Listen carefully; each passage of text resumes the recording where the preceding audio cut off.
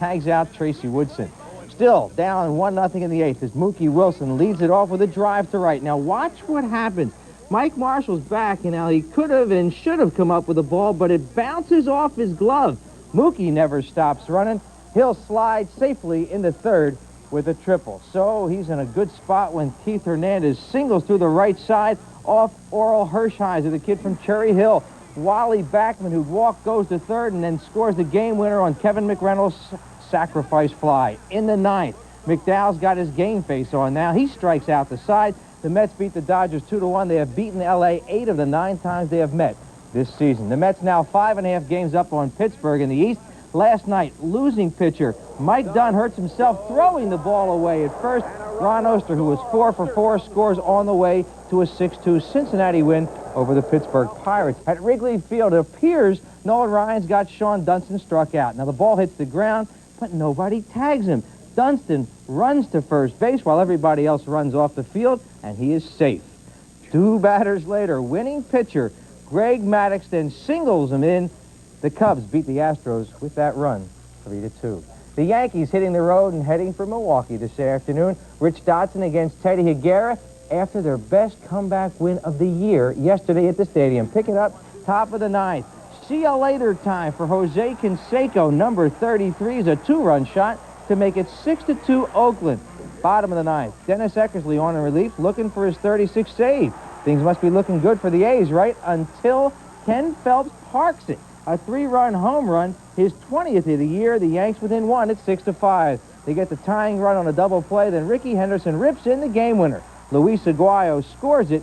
And have you seen the Yankee bench come out like that lately? I don't know. I haven't.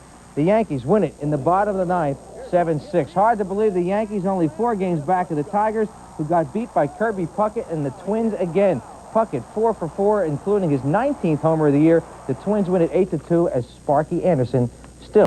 Moving to baseball, Bobby Witt of the Texas Rangers is definitely one of the major stories of this season. After starting the year with 5 straight losses, Witt was demoted to the minor leagues. But since returning to the Rangers in July, he has thrown a complete game in all 9 of his starts, winning 6 of them. Last night, Witt's teammates came up with 4 runs in the 8th inning as the Rangers defeated the Kansas City Royals 7-4. Witt struck out a season-high 11 batters in equaling the Rangers' record for consecutive complete game outings. Elsewhere in the American League, it was Chicago over Toronto. The Yankees came up with 5 in the 9th to beat Oakland. Cleveland took care of Milwaukee. Baltimore beat Seattle twice, 4-3 and 4-3.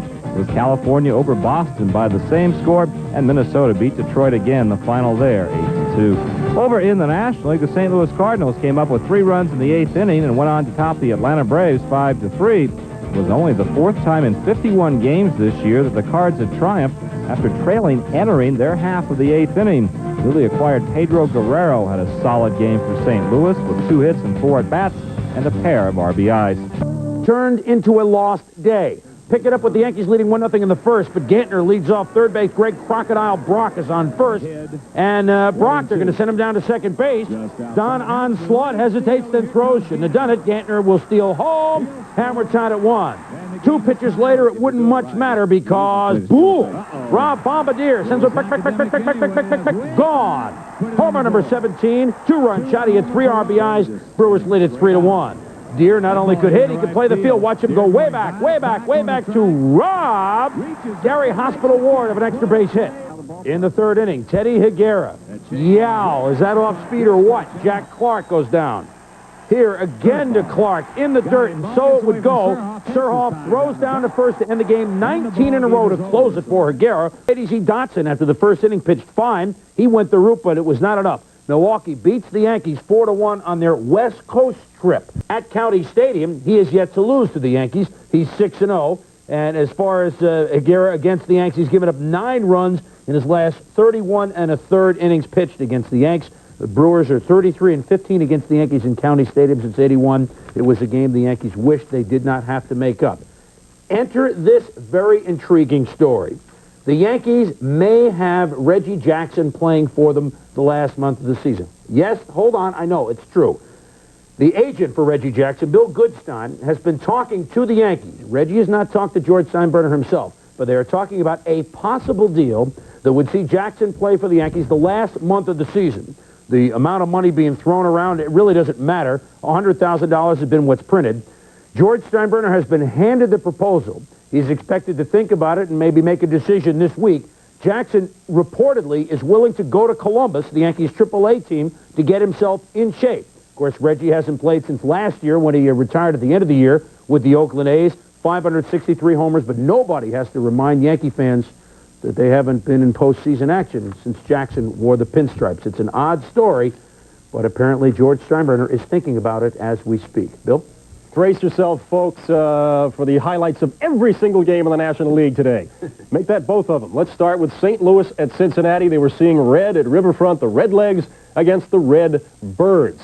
And Redlegs owner Marge Schott telling her friends, I've got the secret weapon. Here he is, Keith Brown. Yeah, if you don't recognize him, it's because he was making his Major League debut. Keith Brown gets Tony Pena with a nice hook. Brown finished with 3 strikeouts. He also got some nice defensive help. Shortstop Barry Larkin robs Pedro Guerrero of a base hit. Brown, 7 innings, giving up only 1 run.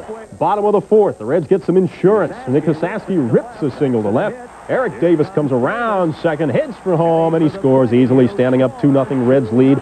And it's awfully nice to have this fellow in the bullpen. John Franco leads the National League in saves. He gets Ozzie for the 4-1. The Reds win it. Keith Brown this morning, he was with Nashville of the American Association. Tonight, he's a winner in the major leagues. To Atlanta we go, the Cubs and the Braves, and plenty of tickets available for this one, folks. Calvin Schiraldi pitched well for the Cubbies today. Strikes out Dale Murphy, nice curveball there, and how could Ted Turner even stand to come to the ballpark these days? Top of the 3rd, Ryan Sandberg would give Schiraldi some offensive support, and that ball is, it's history. It's Magellan. It's Napoleon. It's out of here. 1-0 Cubs. Home run coming up, Hernan Jimenez. Top of the 5th, 3-0. Jody Davis grounds a bases-loaded single to left. Mark Grace, Ray Dawson, 5-zip Cubbies. Schiraldi continued to pitch well. He fans Terry Blocker looking. Cubs win it easily. 6-1 was your final score. Schiraldi a career-high 12 strikeouts, and that drops the Braves 3-84, which just so happens to be the worst record in the majors. Braves, Orioles, Mariners, Phillies fans, you might want to leave the room. Here's a look at the teams with the worst records in the majors at the moment. Hey, the Braves are on top and threatening to pull away. Hard to believe after the start the Baltimore Orioles had this year, but they do not have the worst record in the majors.